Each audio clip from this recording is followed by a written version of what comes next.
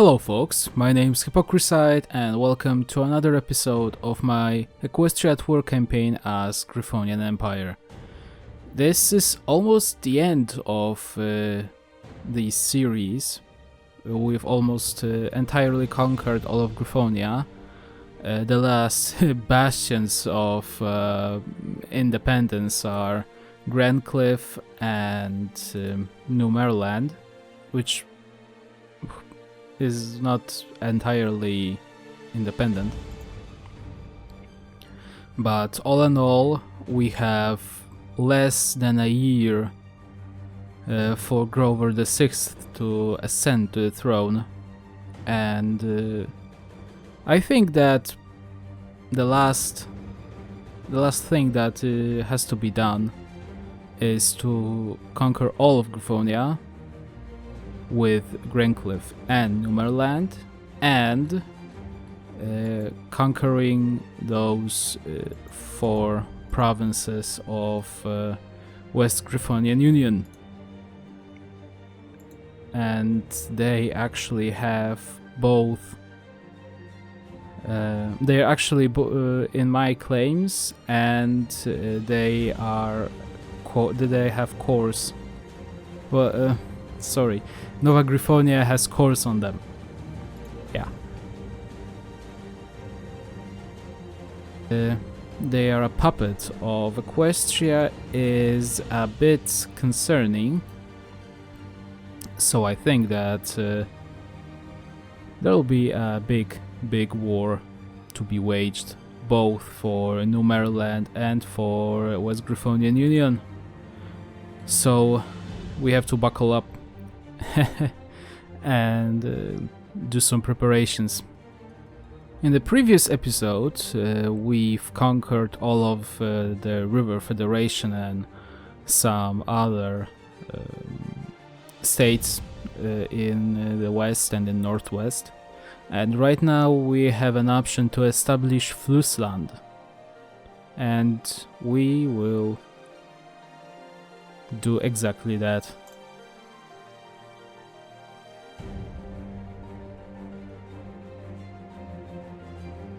A bit of a freeze.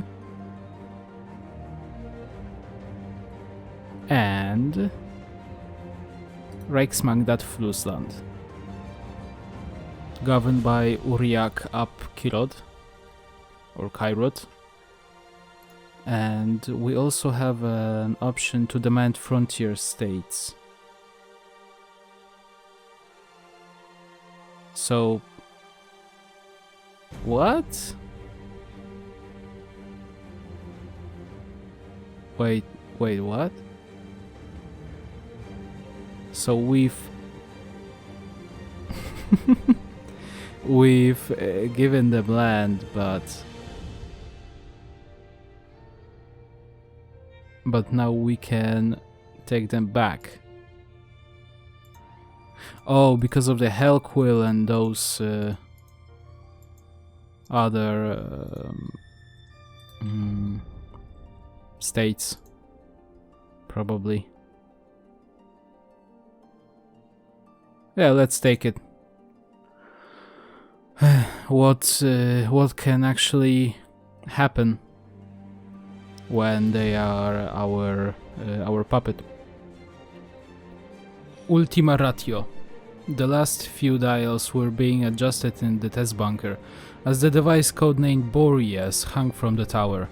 Scientists were milling about, reading the newest results from the various instruments connected to the device. Alarms sounded. Griffons ran for the bunkers and those inside strapped on goggles. Then an explosion, unlike anything ever seen before, was unleashed from the ground, blinding some of the unfortunate griffins that hadn't gotten their goggles on time. It threw tanks and trees around, and when everything was over, nothing on the test site remained. Only the bunkers that the scientists had taken refuge in stood, although covered in purple dust and heavily scarred from the experience. One of the scientists, a religious type, stood up and looked at the mushroom cloud. Boreas, help us all. So, we have a nuke. Yay. I think that this case of demanding land from Flussland is a bit broken, because I can both demand frontier states and rightful land from Reichsman at Flussland. And I have no idea why this is still available to choose. Okay, so they gave our lands back to us, but I have no idea. No, that didn't change nothing. Weird. Okay, so it's time to justify a war goal against Grenclyf, just before we take care of New Maryland and the rest of the alliance. And I've also decided to return the territory of Nova Griffonia back to them, just for the sake of roleplay. I think that's a nice touch. And now, due to the fact that I have built a lot of stuff in Nova Griffonia, now I can change their autonomy level. And I have no idea if I should do that or not.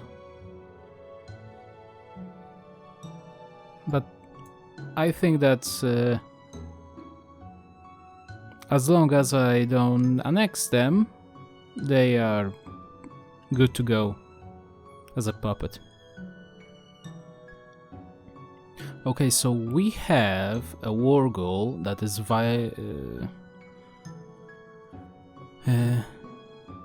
active, that will expire on 10th of April. And the reason why I delay so much is that my naval, not non-naval, but my naval, yeah, naval. I don't know why I thought that naval is not concerning naval stuff. Doesn't matter. My naval force can't exactly go here because they don't know anything about the region, and I really have no idea what can I do to make them go where they should go. Okay, so it seems that the only thing that I have had to do was move my ships from here to here. I have no idea why this thing works like that, but we have no time to lose. We have to conquer them changelings, and I think it will go very smoothly. Yep, exactly how I wanted it to be. So right now, let's just make them all bound to this order, and damn, not this order, and smite them. The offensive does not exactly go as smooth as I wanted it to be, or to go, but we are making a steady progress.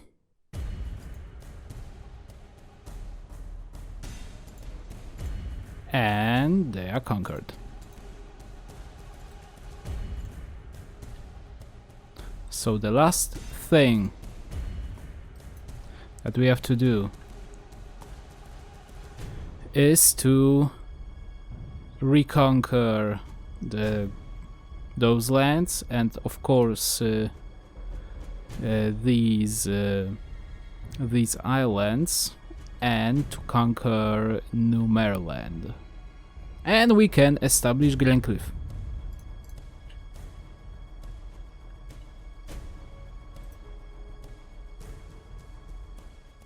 And I have no idea why this fascist really. Okay, so the day has come. The coronation. Today marks a new chapter in the history of the Griffonian Empire. On this bright and sunny morning, Grover VI, heir to the throne of the empire, was crowned emperor in full by the regent Duchess Gabriela. Following a short speech by the now former regent, the emperor himself took to the stage and spoke of the empire's future prospects. Friends, my people, our past years, the years of my childhood, have been long and difficult. We have been made to fight, militarily, economically, and psychologically, against all odds and all those who would threaten our way of life. But today is not a day of war. Today is a day of success and peace, of victory and serenity. Today marks the end of our past, and the beginning of a bright future. The Empire has returned, and together, friends, we shall lead Griffonia into a new golden age, an age of peace and prosperity. Long live the Emperor, long live the Empire. We have a bit of a political power, bonus, space stability that is actually...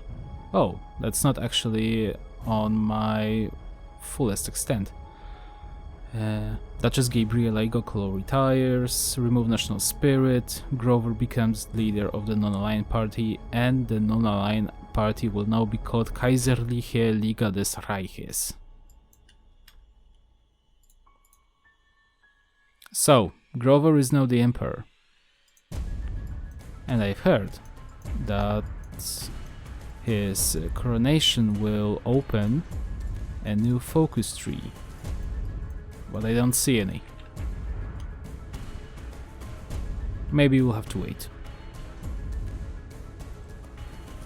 And it happens. The March of the Students. The Emperor recently came of age and is ready to rule his reunited empire. But it is clear he must immediately get to work.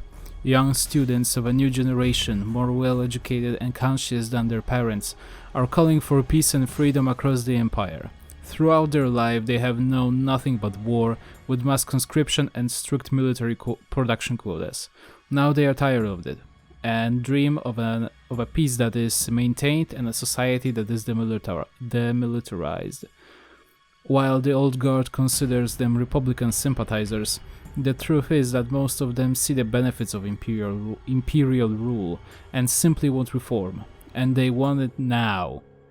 Today, thousands of Griffons, if not tens of thousands of them, gathered in Griffenheim from all across the empire. Most of them were students, but there were government personnel among them as well. They began something that had not been seen in the imperial city since 978, a mass protest. However, it was not a riot, but a peaceful demonstration, with protesters calmly holding signs with slogans and calling for liberty, regional autonomy, and reform of the state and the temples. Yet some among them were more radical and tried to sway others to their side with fiery speeches. Several clashes with the local police could not be avoided, but in general it was entirely peaceful. News have spread like wildfire, and smaller protests have already sprung up in support of the Griffenheim one in many imperial cities, in Griffonstone, Skyfall, Aquila, Carthen, Cloudbury, and others. It is clear that His Majesty Grover VI cannot ignore this movement. Above all, the students demand an end to the dictatorship which was maintained under the rule of the imperial regent. If Grover VI simply continues to act like a despot of old, it is not out of the question that the horrors of 978 are repeated. Either way, he will have to make appeasements. The question is, how far should he go? This time the decision is entirely his to make, and he cannot delegate it to a regent. The fate of the empire is on his claws. Oh dear. And this event loads a new set of political focuses, and we have a very, very big malice to our country. Very big. So let's see, what do we have now?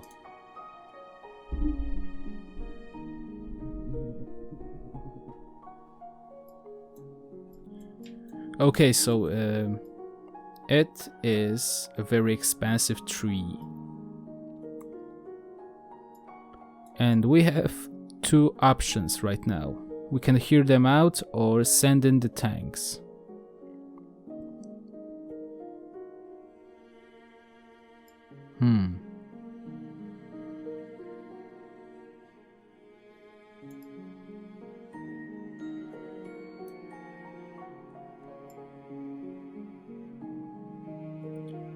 So basically, if we'll go with hear them out, we'll probably let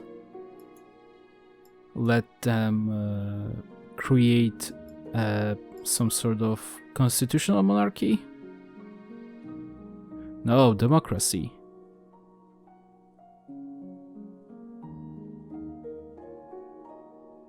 It will be democracy. And if we send in the tanks, we will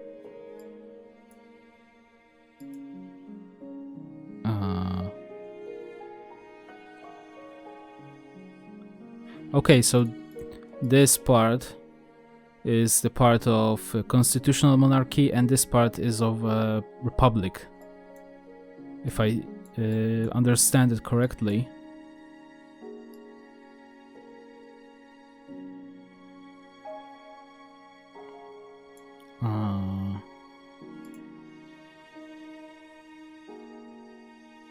Let's see.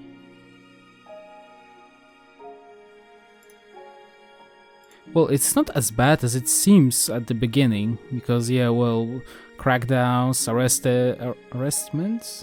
arrestings. The people are arrested. And censorship of the press looks a bit grim, but on the other hand, it all goes to a reform.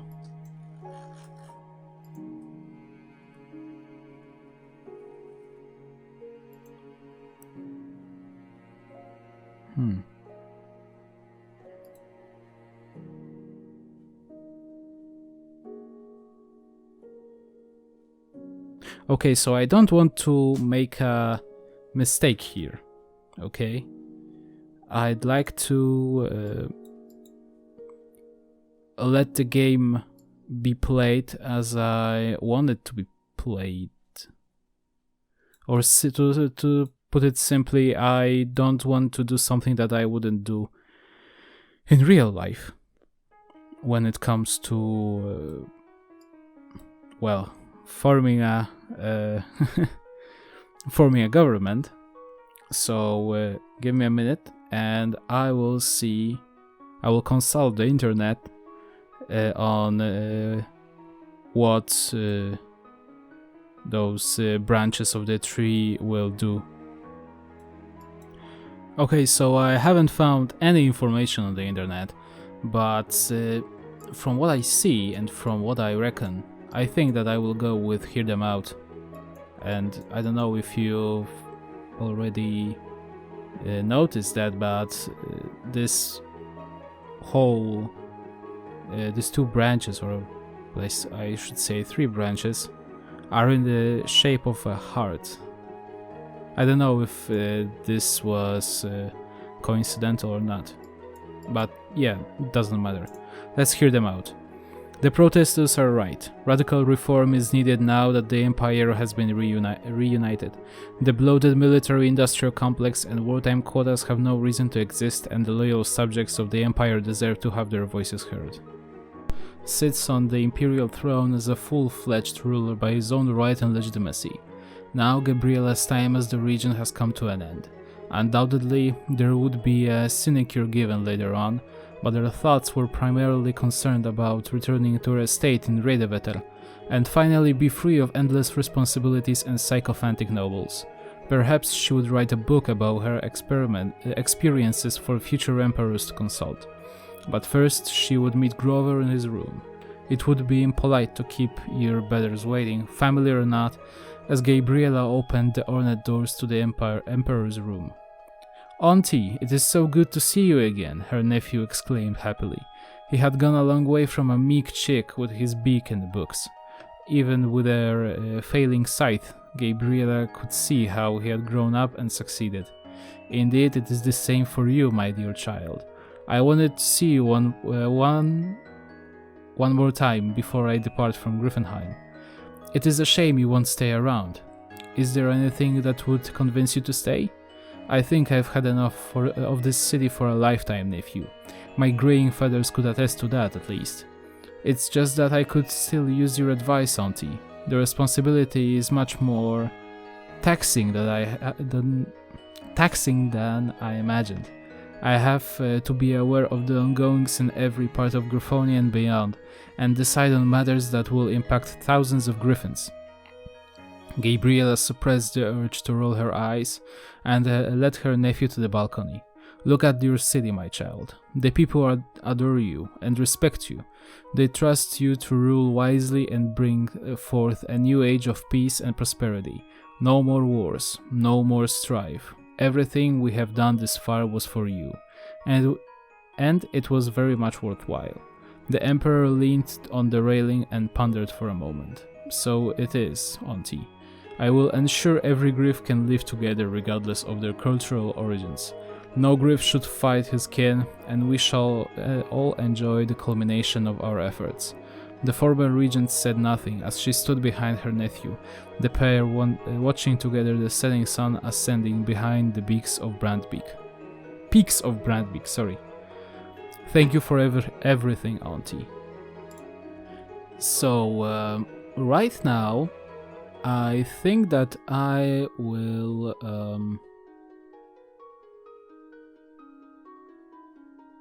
rectify my plans on conquering New Maryland, because if I am so low with stability and the end game is mostly lore related, and I have decided not to wage any more wars, I think that I will just leave it as it is. Well, I'll leave my orders, just in case, but I'll go with focuses only, I think. Or maybe not.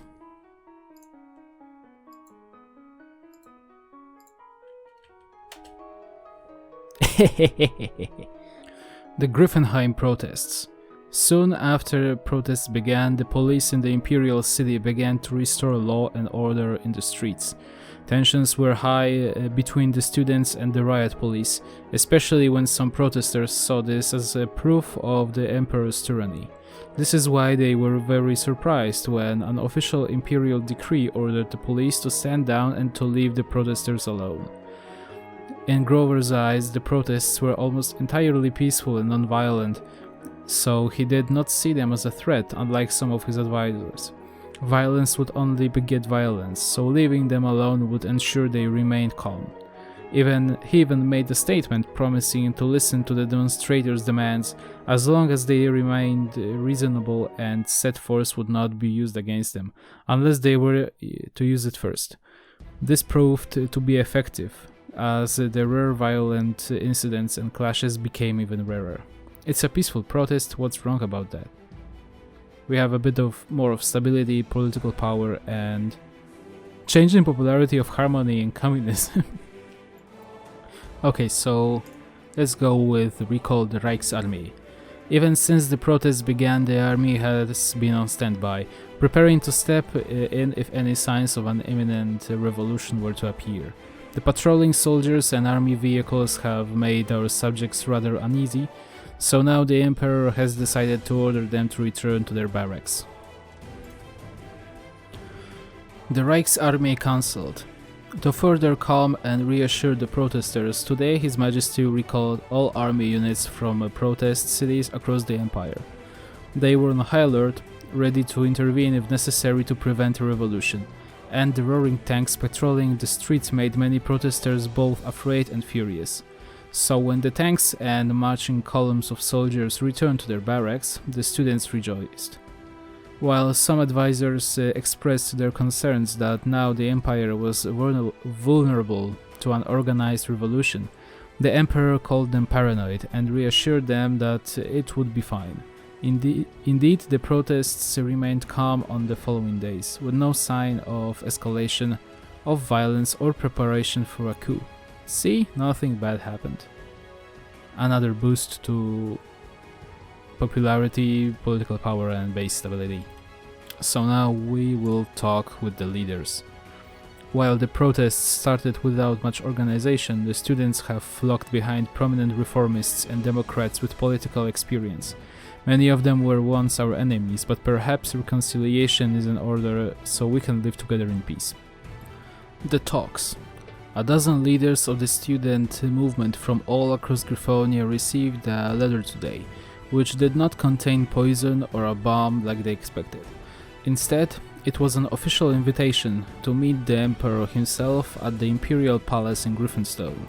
While a few suspected a trap and a plot to arrest them, most of them trusted the young Grover and traveled to the capital. For some, it was a very lengthy journey, but they were determined to go nonetheless.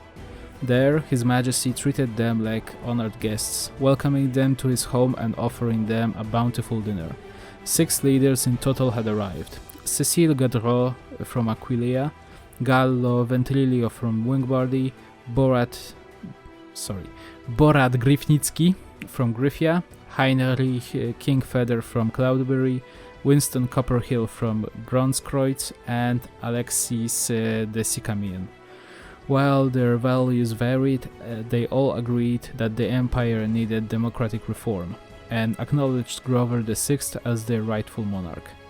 After the dinner, the emperor talked to them in private, where they elaborated upon the goals of the student movements and their demands, while Grover reassured them that no harm would come to them if they did not resort to violence.